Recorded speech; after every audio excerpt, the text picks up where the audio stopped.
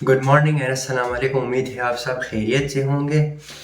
तो इस वीडियो में हम बात करेंगे इटालियन पीएचडी रेनफॉल, जो कि हर साल जनवरी फरवरी मार्च से स्टार्ट होती है और अक्टूबर नवंबर दिसंबर तक चलती है और हज़ारों स्टूडेंट्स उसको अप्लाई करते हैं डिफरेंट यूनिवर्सिटीज़ में फुली फंडेड पीएचडी के लिए।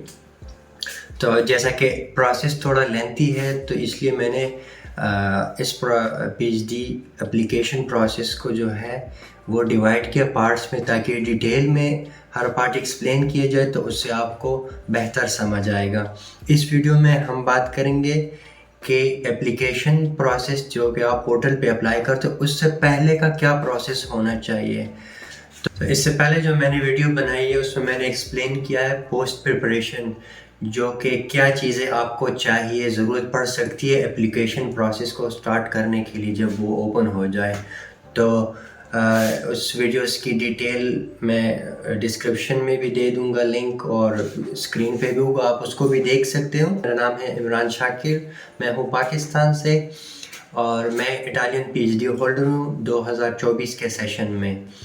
और इससे पहले मैं KNB अवार्डी था इंडोनेशियन गवर्नमेंट स्कॉलरशिप के लिए।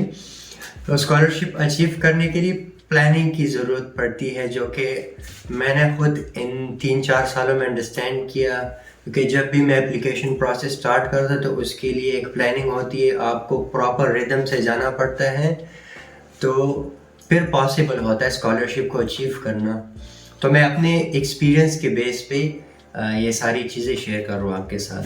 स्कॉलरशिप स्टार्ट होने से पहले आपको कुछ चीज़ें प्लान करनी पड़ती है। जिस तरह की मैंने लिस्ट बनाई, उनमें सबसे पहले आपको लिस्ट ऑफ यूनिवर्सिटीज़ चूज़ करना पड़ती है। अब जाहिर सी बात है, हर यूनिवर्सिटी जो है उनके अपने फील्ड्स होते हैं। कुछ यूनिवर्सिटी इंजीनियरिंग में एक्सपर्ट होती है, तो कुछ जो है सोशल साइंसेज में, कुछ मेडिकल साइंसेज में। तो जैसा कि हर फील्ड अलग हो, तो उस लिहाज से आपको भी जो है यूनिवर्सिटीज़ की लिस्ट बनानी पड़ती है। हाँ, ये ज़रूरी नहीं है, पर अगर हुआ तो ज़्यादा बेहतर होगा। जितना अच्छा आप अपने फील्ड के बारे में और जिस यूनिवर्सिटी में आपकी फील्ड अवेलेबल है उसके बारे में जानेंगे, उतना ही आपके लिए बेहतर होगा।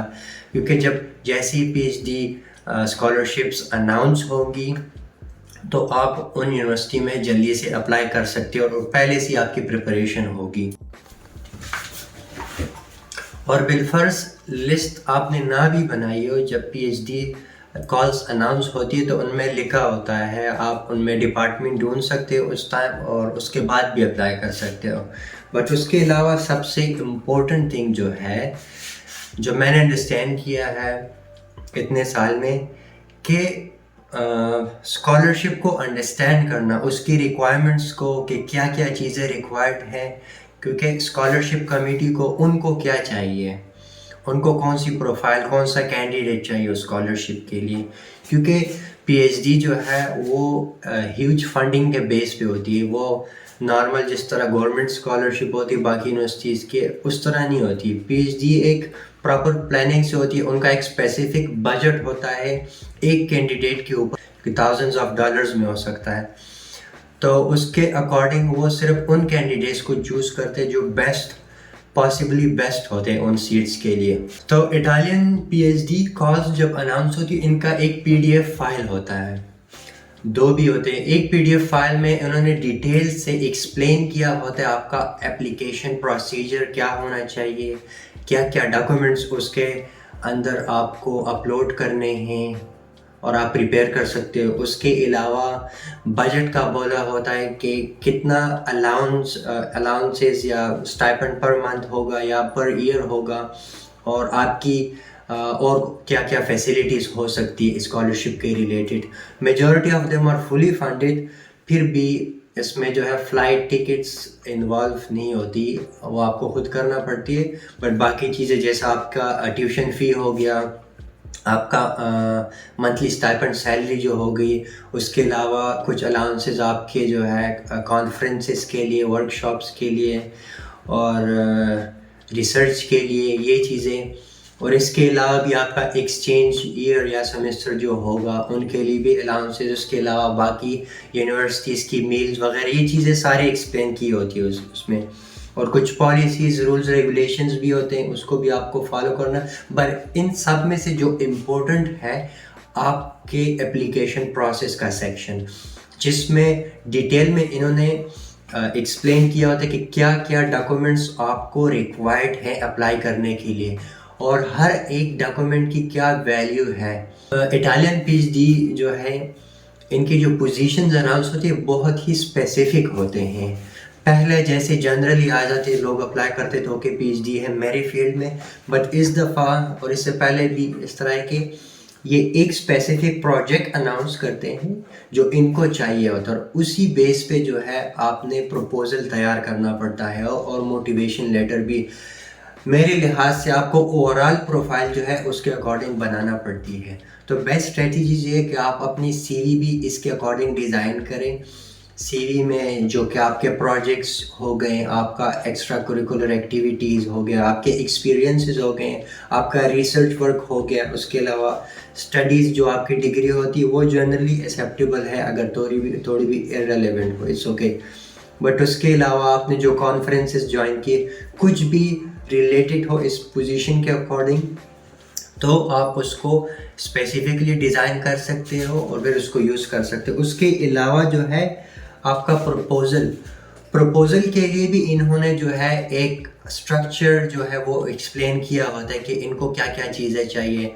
समटाइम ये जो है आपको अपना फॉर्मेट दे देंगे, उसमें आप जो है बस उस फॉर्मेट को फॉलो करें। स्पेसिफिक वर्ड्स होते हैं, टॉपिक का टाइटल क्या होना चाहिए, उसके अंदर रिसर्च क्वेश्चन क्या होना चाहिए और मेथडोलॉजी क्या आप यूज़ करेंगे, तो ये सारी चीज़ें उन्होंने एक हिंट दिया होता है, आप उसको फॉलो कर सकते हैं। अगर ये चीज़ें ना भी हो तो आप जो है यूनिवर्सिटी के जो आपका डिपार्टमेंट होगा वहाँ पे जाके भी देख सकते हैं, किसी प्रोफेसर्स के जो है करंट प्रोजेक्ट्स हो या वहाँ पे भी इन्होंने प्रोजेक्ट्स के नेम लिखे होते, तो आप वहाँ से भी जो है उसको डिज़ाइन कर सकते हो। तो ये हुआ आपका पहला प्रोफाइल का सेक्शन, जिसमें आपके प्रपोजल, सीवी और आपके रिसर्च पब्लिकेशन जो भी चीज़ें हों वो आप उनके अकॉर्डिंग मेंशन करें। अच्छा, तो हर यूनिवर्सिटी की कॉल डिफरेंट होती है। कुछ यूनिवर्सिटीज़ आपसे जो है सिर्फ सीवी मांगती है, प्रपोजल मांगती है और इंग्लिश लैंग्वेज सर्टिफिकेट या आइल्स वगैरह, तो ये हर यूनिवर्सिटी में अलग होता है। और कुछ यूनिवर्सिटी जो आपके प्रीवियस मास्टर के थीसिस भी मांग सकती है। उसके अलावा सीवी अलग हो तो आपके रिसर्च पब्लिकेशन की भी अलग लिस्ट हो सकती है, तो वो उन पे डिपेंड करता है। बहरहाल पॉइंट एक ही है कि आपको पीडीएफ कॉल जो है वो रीड करना पड़ता है थॉरली, ताकि आपकी बेटर प्लानिंग हो सके और उसके अकॉर्डिंग आप अपने डॉक्यूमेंट्स प्रिपेयर कर सकें। अच्छा, बात हो गई है केयरफुली रीडिंग की। आपने पीडीएफ कॉल पढ़ लिया, आपने सीवी भी बना ली। सीवी हमेशा याद रखें, इनका एक फॉर्मेट है यूरोप के लिए, यूरोपास फॉर्मेट। हाँ, आप बेशक उस पर सीवी बनाए बट उसको फिर कस्टमाइज करें, क्योंकि वो बहुत लेंथी हो जाती है, बहुत स्पेस जो है उसमें कवर हो जाती है। हाँ, मोटिवेशन लेटर जो है सबसे इम्पोर्टेंट चीज़ है। मोटिवेशन लेटर में हम अक्सर जो है गलती करते हैं कि हम जनरली लिखते हैं कि हाँ मुझे पीएचडी करनी है और मुझको साइंसदान बनना है और ये करना है वो करनी है, ये सब गलत है। मोटिवेशन लेटर में ये चीज़ें मेंशन होना चाहिए कि आपको इस प्रोजेक्ट के लिए आपकी क्या कंट्रीब्यूशन हो सकती है, आपके स्किल्स क्या हैं जो इस प्रोजेक्ट को अचीव कर सकती है, और आपका फ्यूचर प्लान क्या हो सकता है कि इस प्रोजेक्ट का आउटकम आप परफेक्टली कैसे ला सकते हैं। तो मोटिवेशन लेटर जो है आपका एक इमेज क्रिएट करता है कि आप इस पोजीशन में अगर हो गए तो आप इसको किस तरह जो है गुड परफॉर्म कर सकते हो और उसके बाद जो है उसका आउटकम कैसे ला सकते हो, आपकी कंट्रीब्यूशन इस रिसर्च फैकल्टी, इस टीम में क्यों है और क्या है और कैसे ज़रूरी है। तो ये मोटिवेशन लेटर का पॉइंट होता है। अच्छा, तो पीएचडी कॉर्स की जो सिलेक्शन होती है उसके दो स्टेजेस होते हैं। पहला सेक्शन होता है प्रोफाइल की इवैल्यूएशन, जिसके अपने स्पेसिफिक मार्क्स होते हैं 100 आउट ऑफ 100 में से। उसमें से कुछ यूनिवर्सिटीज़ उसको 50 कंसिडर करते हैं या कुछ यूनिवर्सिटीज़ उसको 60 कंसिडर करते हैं, और बाकी जो मार्क्स हुए वो आपके इंटरव्यू के हो जाते हैं। तो ये दोनों मार्क्स जो है कंबाइन हो जाते हैं और उसके बेस पे जितने मैक्सिमम मार्क्स होंगे आपके आउट ऑफ 100, तो उतने ही ज़्यादा चांसेस होते हैं। लेट्स सपोज किसी यूनिवर्सिटीज़ में 10 सीट्स अवेलेबल हैं, 15 to 20 स्टूडेंट्स ने अप्लाई किया है और दोनों सेक्शंस में से किसी स्टूडेंट्स के मार्क्स आ गए हैं 70+, तो वो सारे एलिजिबल है इन सीट्स के लिए। तो फिर इनका एक क्राइटेरिया होता है जिनमें से ये स्टूडेंट्स को, जितना यंग स्टूडेंट होता है, जितना यंग स्कॉलर, तो उसको प्रेफर करते हैं और उसके अलावा उनके मार्क्स को भी देखते हैं। अगर किसी 2 स्टूडेंट्स के मार्क्स बिल्कुल सिमिलर आ जाए, मतलब 75 या 3 स्टूडेंट्स के भी आ सकते हैं, तो उनमें से ये प्रेफर करेंगे उस स्टूडेंट को जो ज़्यादा यंग होगा और जिसका रिसर्च प्रपोजल मोर क्लोज हो सकता है पॉसिबली। बट उसकी वैल्यूएशन जो है ये इंटरव्यू में भी उसको जज कर लेते हैं, उसको इंग्लिश बोलने का अंदाज़ किस तरह का कन्विंसिंग का जो है, और उसके अलावा कॉन्फिडेंस, मोटिवेशन उस स्टूडेंट्स की भी हो सकती है। तो फिर जनरली ये उनको चूज़ करते हैं उस बेस पे। उसके अलावा ये भी आपका गुड लक हो सकता है कि आप एलिजिबल हो बट आपसे आगे 2 कैंडिडेट्स जो है वो शॉर्ट लिस्टेड हैं। अगर उन्होंने रिजेक्ट कर लिया स्कॉलरशिप को तो आप जो है ऊपर जा सकते हो और आप भी सिलेक्टेड हो सकते हो। तो ये मल्टीपल चांसेस हो सकते हैं आपके साथ, और ये मैंने देखा भी है पिछले कॉल में, बहुत ज़्यादा स्टूडेंट इस तरह सेलेक्ट। अच्छा, जैसे मैंने अब एक्सप्लेन कर लिया कि कौन कौन से डॉक्यूमेंट्स ज़रूरी हैं, जिसमें आपका प्रपोज़ल, आपका मोटिवेशन लेटर, आपकी CV इन डिटेल जो है, और उसके अलावा आपको जो है PDF कॉल को रीड करना है, A to Z उसको रीड करना है। बेशक आप 1 दिन लगाए, 2 दिन लगाए, 3 दिन लगाए, जितना बेहतर आप उस PDF कॉल को अंडरस्टैंड करेंगे उतना ही ज़्यादा आपके लिए बेहतर है।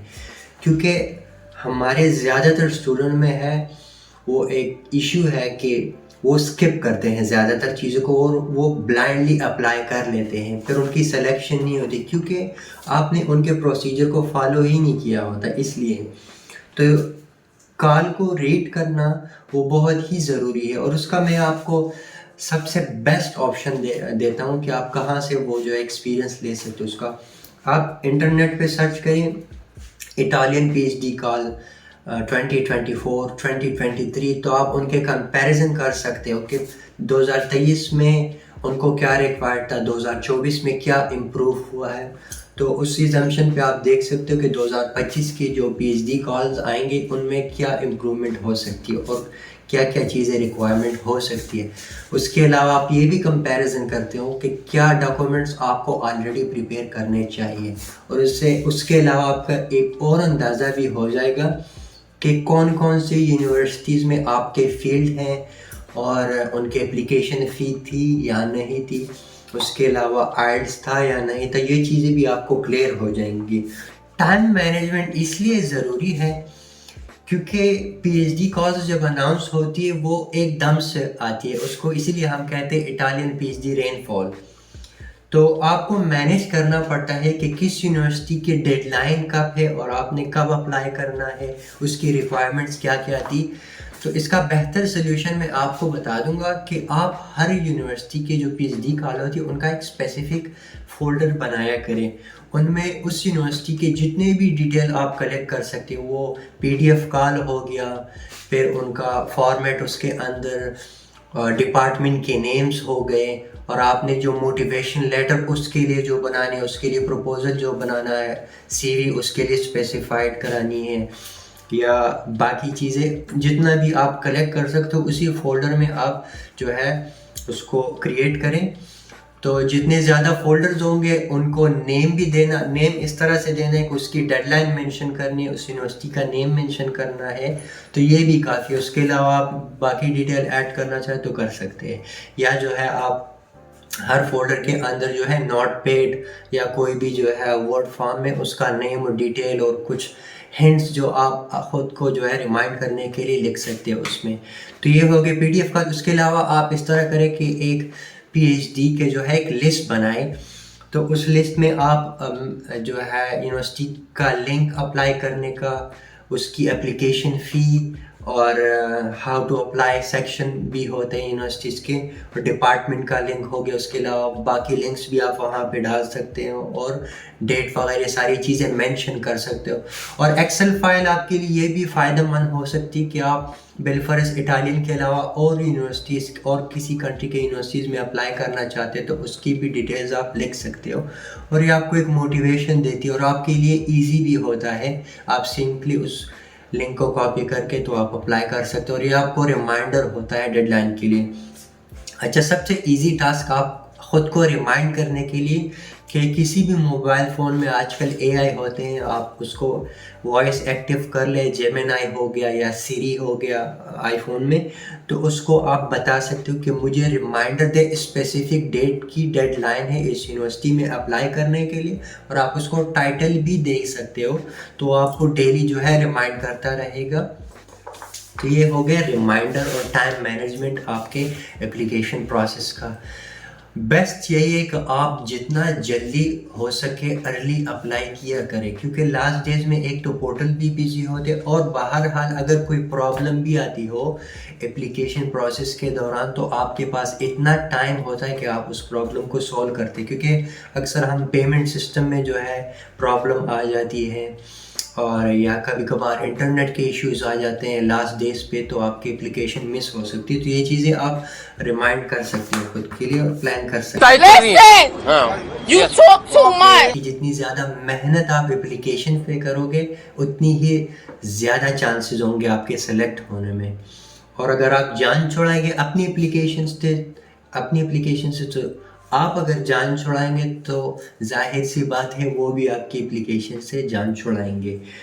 तो थोड़ी सी मेहनत से आपको बहुत कुछ मिल सकता है, आपकी लाइफ चेंज हो सकती है, आपके ड्रीम्स जो है वो अचीव हो सकते हैं, बहुत ज़्यादा चीज़ें पॉसिबल हो सकती हैं। तो बहरहाल मैंने अपनी तरफ से कोशिश की कि डिटेल में समझाऊँ। अगर इसके अलावा भी मैं कुछ भूल गया हूँ और आपका फिर भी कोई क्वेश्चन हो तो आप कमेंट में भी बता सकते हो। उसके अलावा आप जो है डिस्क्रिप्शन में मेरे इंस्टाग्राम का लिंक है, आप उसको फॉलो कर सकते हो और वहाँ भी मुझे मैसेज कर सकते हो। मैं फुल कोशिश करूँगा आपकी हेल्प करने के लिए। तो आज के लिए इतना ही काफ़ी। इसके अलावा भी जो है मैं वीडियोस बनाऊंगा फ्यूचर में नेक्स्ट स्टेप की, जिस तरह आप पोर्टल पे कैसे अप्लाई कर सकते हो, एप्लीकेशन फ़ी की जो पेमेंट होती है उसका प्रोसेस वगैरह, और कौन कौन से डॉक्यूमेंट आप कौन से फॉर्मेट में अपलोड करोगे। तो ये सारी चीज़ें मैं आपको डिटेल में नेक्स्ट वीडियो में बताऊंगा। और उसके अलावा आपको मैं इंटरव्यू के लिए भी प्रिपेयर कराऊंगा, और कैसे इस प्रोसेस को आप जानोगे फुल इन डिटेल वो मैं आपको जो स्टेप बाय स्टेप बाकी वीडियोस में बताऊंगा इंशाल्लाह। तो